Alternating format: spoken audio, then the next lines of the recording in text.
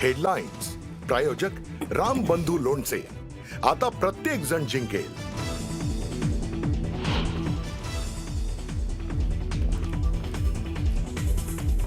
ठाकरे बंधूंच्या पहिल्याच संयुक्त मुलाखतीचा पहिला टीझर समोर. पहिल्यांदाच ठाकरे बंधूंची एकत्र मुलाखत. भ्रष्टाचाराच्या गोष्टी फडणवीसांनी करूच नाहीये. राज ठाकरेंचा फडणवीसांवर हल्ला बोल.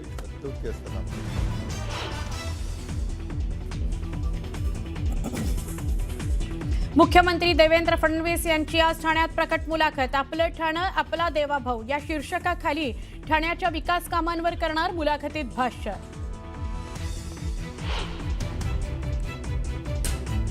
महापालिका भाजपच्या प्रचार गीताला निवडणूक आयोगाने परवानगी नाकारली. प्रचार गीतामध्ये भगवा हा शब्द असल्यानं निवडणूक आयोगानं प्रचार गीत नाकारलं.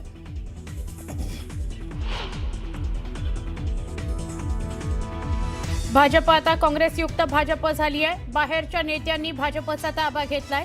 मात्र निष्ठावंतांवर आता सतरंजा उचलण्याची आली आहे वेळ. जयंत पाटलांची भाजपवर सडकून टीका.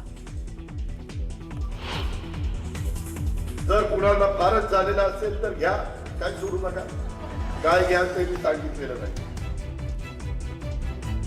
मतदानाच्या दिवशी जे मिळेल ते घ्या म्हणत अजितदादांची प्रचार सभांमध्ये जोरदार फटकेबाजी.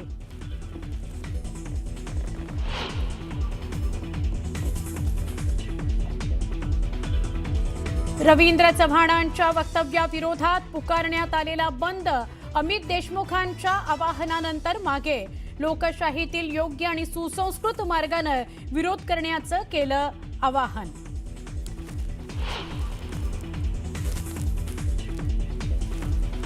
अकोल्यामध्ये हल्ला झालेल्या काँग्रेस प्रदेश उपाध्यक्ष हिदायत पटेल यांचा उपचारादरम्यान मृत्यू.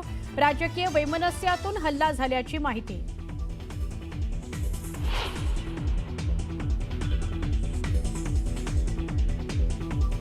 बांगलादेशात हिंदूंवर अत्याचार सुरू. चोरीच्या संशयातून जमावानं केली हिंदू युवकाची हत्या. डिसेंबर महिन्यातच हिंदूंवर 51 पेक्षा जास्त हल्ल्याच्या घटना.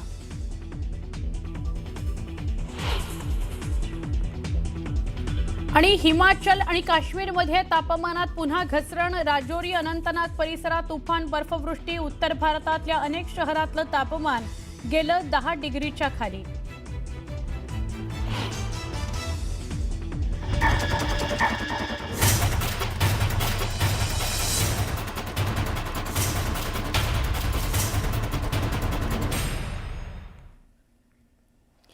नमस्कार. पुन्हा एकदा मुलुक महाराष्ट्रामध्ये आपल्या सगळ्यांचं स्वागत. ठाकरे बंधूंच्या मुलाखतीचा टीझर जारी करण्यात आलेला आहे. उबाठा खासदार संजय राऊत आणि अभिनेता दिग्दर्शक निर्माते महेश मांजरेकर या दोघांनी मिळून ठाकरे बंधूंची म्हणजे उद्धव ठाकरे आणि राज ठाकरेंची प्रकट मुलाखत घेतलेली आहे. या मुलाखतीमध्ये ठाकरे बंधूंनी भाजपच्या राजकारणावर जोरदार टीका केली आहे. मुंबई तोडण्याचा डाव, भ्रष्टाचार अशा विविध मुद्द्यांवर मुलाखतीमध्ये भाष्य करण्यात आलेलं आहे. महाराष्ट्राला 20 वर्ष वाट का पाहावी लागली? मुंबई महाराष्ट्रापासून स्वतंत्र करणं, वेगळी करणं याच्यासाठीची ही सगळी खटाटोप या लोकांचा चालू आहे. ही करप्शन आणि कन्फ्युजनची युती. भ्रष्टाचाराच्या गोष्टी तर फडणवीसांनी करूच नाहीत. राज्यकर्त्याचं प्रेम हे राज्यावरती असायला पाहिजे, सत्तेवरती असतं का मला. ही बसवलेली माणसं आहेत सगळी. ह्यातला बसलेला माणूस कोणीच नाही. आणि बसवलेला जो माणूस असतो ना तो फक्त धन्याचा ऐकतो. मालक. एक मुंबईकर म्हणून मी आज जेव्हा घरातनं बाहेर पडतो ना, खरं सांगू तर मला लाज वाटते. मुंबई खराब व्हायला एक काळ लोटला. पुढं ते बघणार नाही. पुढं लवकरात लवकर बर्बाद होईल. सगळ्यात मोठं संकट हे गौतम अडाणी मुंबई गिळतोय. बाहेर पडलो तर जिथे मला 10 मिनिटं लागत होती तिथे आज मला 1 तास लागतो. काही गोष्टींकडे राजकीय पक्ष म्हणून न बघता मला असं वाटतं राज्य म्हणून पाहणं गरजेचं आहे. दुर्दैवाने मी असं म्हणेन की आजचे राज्यकर्ते हे मुंबईकर नाहीयेत. मुंबईमध्ये मुंबईकरांना काय पाहिजे तुम्हाला तिथे जन्माला आल्याशिवाय कळणार नाही. साताऱ्यामध्ये ड्रगची फॅक्टरी डेप्युटी सीएमच्या दारात पकडली. लोकांनी जर समजा मतदानातनं राग व्यक्त नाही केला तर मला असं वाटतं की ते मग आपण म्हणतो ना नंतर की ते राजानं मारलं काय आणि पावसाने झोडलं काय. तक्रार कोणाकडे करायची? तुमच्याकडे करणार लोक तक्रार. म्हणजे आमच्याकडे फक्त तक्रार, मतं नाही. आता हे जिथे निर्विवाद आलेत, कोणीच नाही, त्यांनी कसं दाखवायचं काळं बोटावर. वाटलेल्या नोटांमुळे झालेला वाटलेल्या नोटांमुळे झालेला प्रॉब्लेम आहे, त्याच्यामुळे नोटाचा पण अधिकार गेला. पुढच्या बातमीकडे वळूया. मुख्यमंत्री देवेंद्र फडणवीस यांची सुद्धा आज ठाण्यामध्ये प्रकट मुलाखत आहे. ठाण्यातील राम गणेश गडकरी रंगायतन इथं ही मुलाखत होणार आहे. राजकीय विश्लेषक मिलिंद बल्लाळ आणि अभिनेत्री तेजश्री प्रधान ही प्रकट मुलाखत घेणार आहेत. आपलं ठाणं आपला देवाभाऊ या शीर्षकाखाली ठाण्याच्या विकास कामांवर देवेंद्र फडणवीस भाष्य करतील.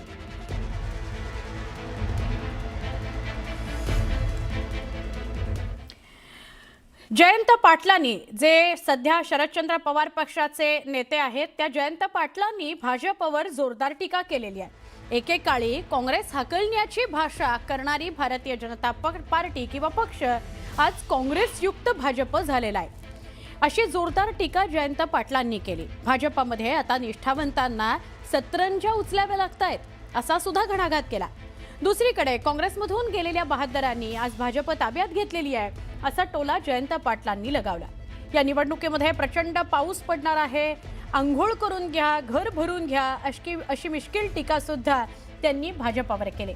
कितीही पाऊस पडला तरी यावेळी मात्र पाय जमिनीत रोवून ठामपणे उभं राहा, असा सल्ला जयंत पाटलांनी जनतेला दिला. खरं म्हणजे भारतीय जनता पक्ष पूर्वी म्हणायचं की काँग्रेसला या देशात हाकला. आम्हाला खरं वाटायचं की बाबा हे आता काहीतरी करतील, बाबा काँग्रेसला हाकलण्याचा काहीतरी प्रयोग करतील. पण आज भारतीय जनता पक्ष काँग्रेसयुक्त भाजप झालेली. म्हणजे एवढं काँग्रेस शिरलेलं आहे भाजपामध्ये की भाजपामधले जे निष्ठावंत आहेत ते सतरंजा गोळा करायला लागले आणि हे बहादर जे गेलेले आहेत त्यांनी त्याचा ताबा घेतलेला आहे.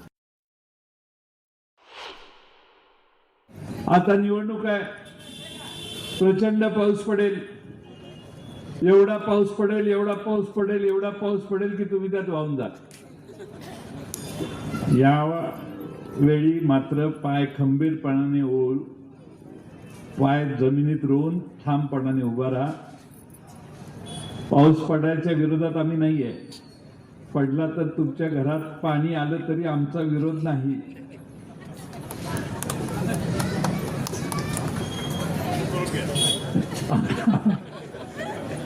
आंघोळ करून घ्या. हे लक्षात ठेवा की याने 5 वर्षाची तुमच्याकडून सत्ता हस्तगत करण्यासाठी हा पाऊस पडतोय. फार प्रेमाने पाऊस पडत नाही. भाजपच्या प्रचार गीताला निवडणूक आयोगाने परवानगी नाकारलेली आहे. भगवा हा शब्द त्या प्रचार गीतामध्ये आहे आणि म्हणून निवडणूक आयोगाने प्रचार गीतावर आक्षेप घेतला. अवधूत गुप्ते आणि वैशाली सामंत यांनी हे प्रचार गीत गायलेलं आहे, पण यामध्ये भगवा हा शब्द आल्या कारणानं हे प्रचार गीत नाकारण्यात आलेलं आहे.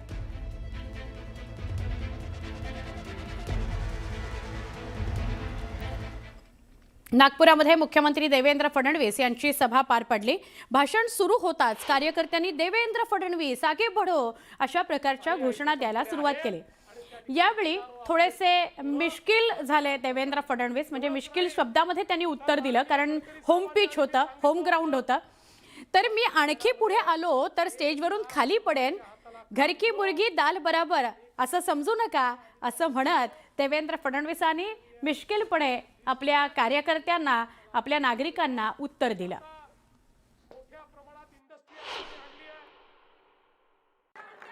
दक्षिण पश्चिम नागपूर, अरे मी आगे बढ़लो तो पडून जाईल. आता थांब, शांत राहा. कुठे उभा आहे मी? जास्त आगे बढ़लो तो पडून जाईल ना, त्यामुळे शांत राहा बेटा. बस बस बस, शांत राहा. आता चल, भाषण ऐक माझं. हो ना, घर की मुर्गी दाल बराबर नका करू. शेवटच्या दिवशी बरंच काही घडण्याची शक्यता आहे, असा इशारा दिला उपमुख्यमंत्री अजित पवार यांनी. ते पिंपरी चिंचवडमध्ये बोलत होते.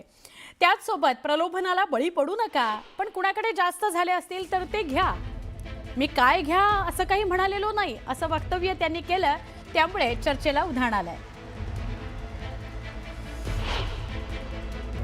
त्या दिवशी बरंच काही होण्याची शक्यता नाकारता येत नाही, पण कुठल्याही बोलतापाला बळी न पडता, कुठल्याही प्रलोभनाला बळी न पडता, कोण काय करत असेल तर काय, जर कुणाला फारच झालेला असेल तर घ्या, काय सोडू नका. काय घ्या ते मी